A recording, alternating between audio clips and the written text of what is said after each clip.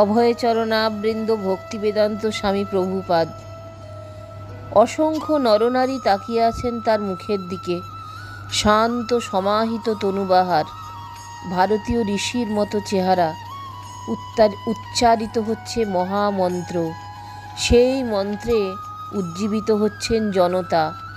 মার্কিন যুক্তরাষ্ট্রে এর আগে আরও অনেক ভারতীয় বৈদান্তিক সন্ন্যাসী এসে চিরন্তন ভারত সভ্যতার কথা বলেছেন।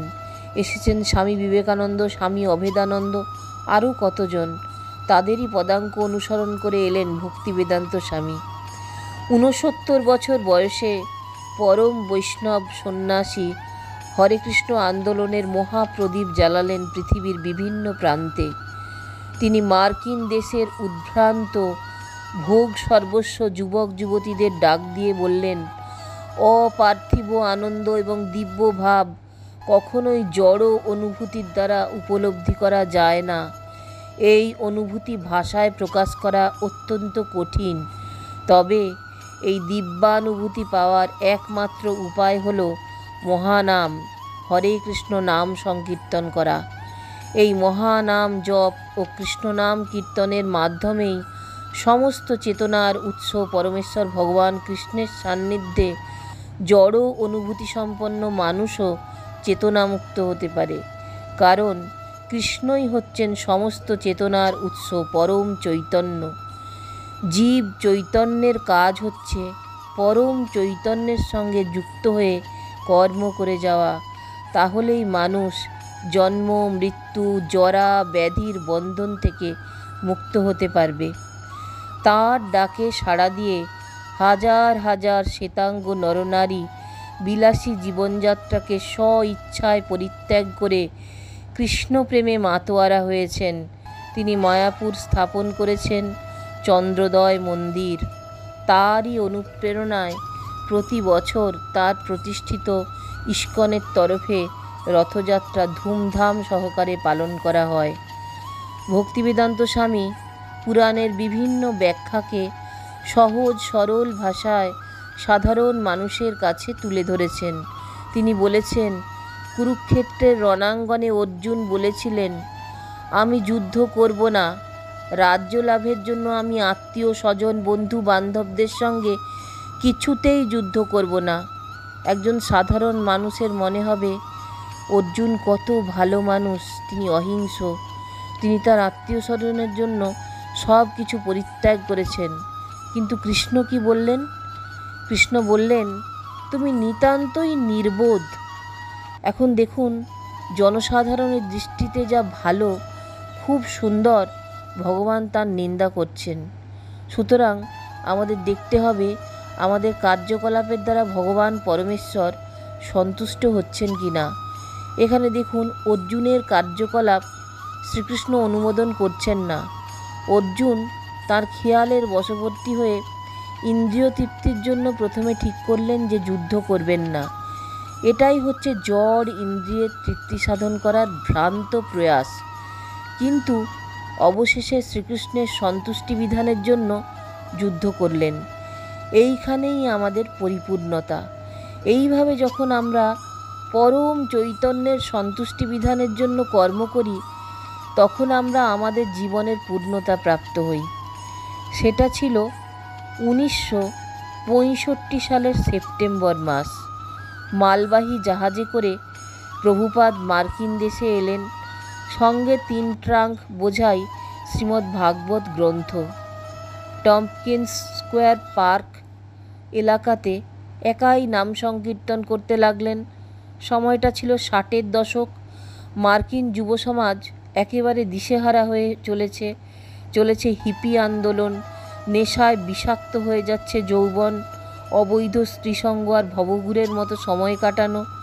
প্রভুপাদ বিভীষিকাপূর্ণ এই সমাজ জীবনকে প্রত্যক্ষ করে শিউরে উঠলেন। তিনি ভালোবাসা দিয়ে এইসব তরুণ তরুণীদের কাছে ডাকলেন। বিভিন্ন স্থানে গড়ে তুললেন হরেকৃষ্ণ সম্প্রদায়। লোয়ার ইস্ট সাইড অঞ্চলটি ছিল চিত্রশিল্পী এবং সঙ্গীত শিল্পীদের আড্ডাস্থল।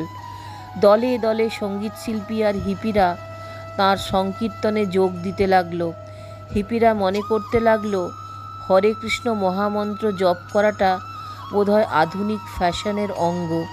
ধীরে ধীরে কৃষ্ণ কীর্তন আমেরিকায় দারুণ জনপ্রিয় হয়ে উঠল। এইভাবে প্রভুপাদ কৃষ্ণ কীর্তনের মাধ্যমে মার্কিন দেশের বিপদগামী তরুণ সমাজকে আবার সমাজের মূল স্রোতে ফিরিয়ে এনেছিলেন। একজন কর্মক্ষম যুবকের মতো কাজ করেছেন 70 বছর বয়সে। প্রত্যেক দিন শ্রীমদ্ ভাগবত গ্রন্থের ইংরাজি অনুবাদ করতেন, নিজে রান্না করে কৃষ্ণকে নিবেদন করে প্রসাদ গ্রহণ করতেন, গীতা ভাগবতের ক্লাস নিতেন, নাম সংকীর্তন করতেন। তাছাড়া বিভিন্ন বিশ্ববিদ্যালয়ে গিয়ে ভারতীয় দর্শনের ওপর ভাষণ দিতেন। একটি পরিত্যক্ত দোকান ঘরে কৃষ্ণ মন্দির স্থাপন করেন, যা আজ ইস্কন নামে সারা পৃথিবীতে ছড়িয়ে পড়েছে। একজন মানুষের কর্মক্ষমতা কতখানি হলে এইসব অলৌকিক কাজ করা যায় তা আমরা সহজেই বুঝতে পারছি। 1966 সালে নিউ ইয়র্কের 2nd অ্যাভিনিউতে তৈরি হলো আন্তর্জাতিক Krishna Bhavanamrita Sangha, society for international Krishna consciousness, সংক্ষেপে ইস্কন। 1882 সালে 1 সেপ্টেম্বর 151 হ্যারিসন রোডে অভয়চরণের জন্ম হয়েছিল। তার পিতা সুবর্ণ বণিক বংশের সন্তান গৌরমোহন দে এবং মা রজনী দেবী। তারা দুজনেই ছিলেন ঈশ্বর ভক্ত। পিতা ছিলেন কাপড়ের ব্যবসায়ী। দে পরিবার ছিল ভবানীপুরের মল্লিক পরিবারের ঘনিষ্ঠ আত্মীয়। মল্লিকদের বাড়িতে রাধাকৃষ্ণের বিগ্রহ ছিল। সেখানে যাতায়াতের ফলে বাল্যকালেই অভয়চরণ রাধাকৃষ্ণের প্রতি আকৃষ্ট হয়ে ওঠেন। পিতা তাকে একটি রাধাকৃষ্ণের মূর্তি উপহার দিয়েছিলেন। বালক এই বিগ্রহের সেবায় নিজেকে নিযুক্ত করে। আবার পুরীর রথযাত্রায় অনুকরণে রথের উৎসবও করতে লাগলো। তবে পিতা তার এই কাজে বাধা সৃষ্টি করেননি। মনে মনে ভগবানের কাছে প্রার্থনা করতেন তার পুত্র যেন রাধারানীর ভক্ত হয়ে ওঠে।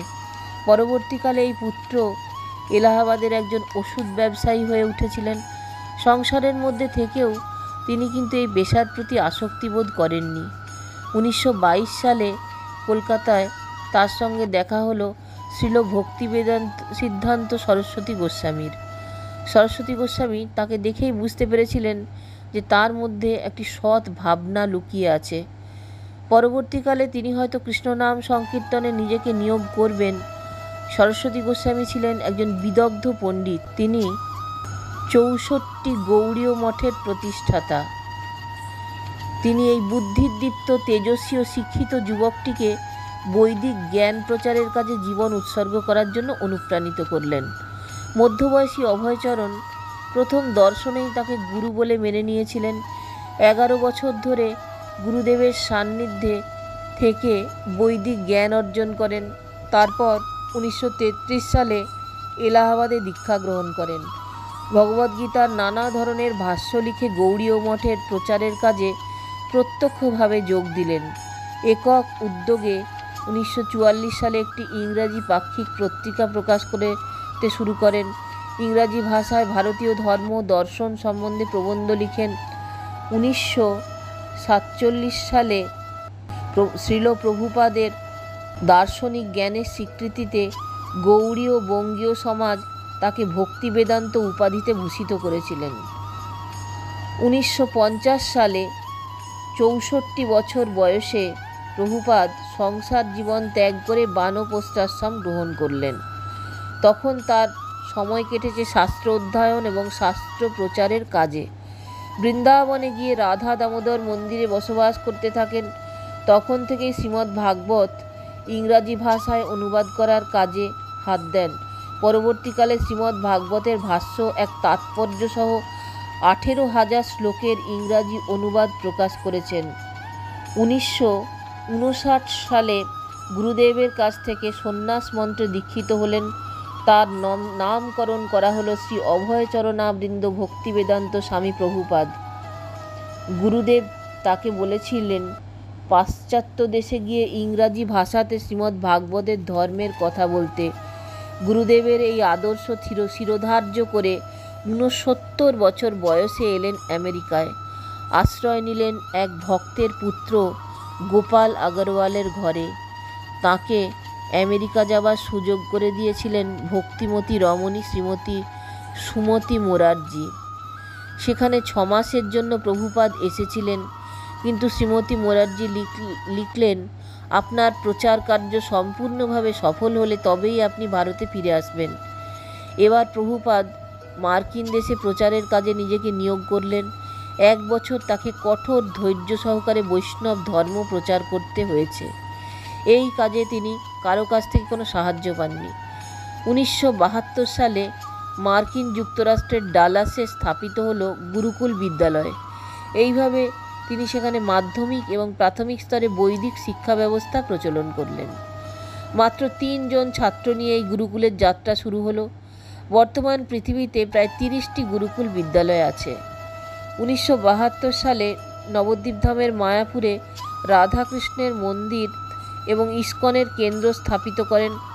এই বছরেই রাশিয়াতে গিয়ে মস্কো বিশ্ববিদ্যালয়ে ভারততত্ত্ববিদ পণ্ডিত কটভস্কির সাথে ভগবত ধর্ম নিয়ে আলোচনা করছিলেন। এই আলোচনা পরবর্তীকালে একটি পুস্তিকায় প্রকাশিত হয়েছিল। প্রভুপাদ চেয়েছিলেন বৈদিক সাম্যবাদ প্রচার করতে। তিনি পৃথিবীর বিভিন্ন দেশে 14 বার পরিক্রমা করেছেন। তার অসামান্য কর্মোদ্দীপনায় মাত্র 10 বছরের মধ্যে পৃথিবীর বড় বড় শহরে 108টি কৃষ্ণ মন্দির প্রতিষ্ঠিত হয়েছে। শ্রী শ্রী প্রভুপাদ অসামান্য গ্রন্থাবলী রচনা করেছেন। তার রচনাশৈলী অত্যন্ত সরল এবং প্রাঞ্জল কিন্তু গাম্ভীর্যপূর্ণ। সেজন্য বুদ্ধিজীবী সমাজে তার বিশেষ পরিচিতি আছে। এইভাবে কৃষ্ণ ভাবনামৃত আন্দোলনের মধ্যে দিয়ে তিনি বিশ্বব্যাপী এক নতুন ধর্মান্মোদনার সৃষ্টি করেন।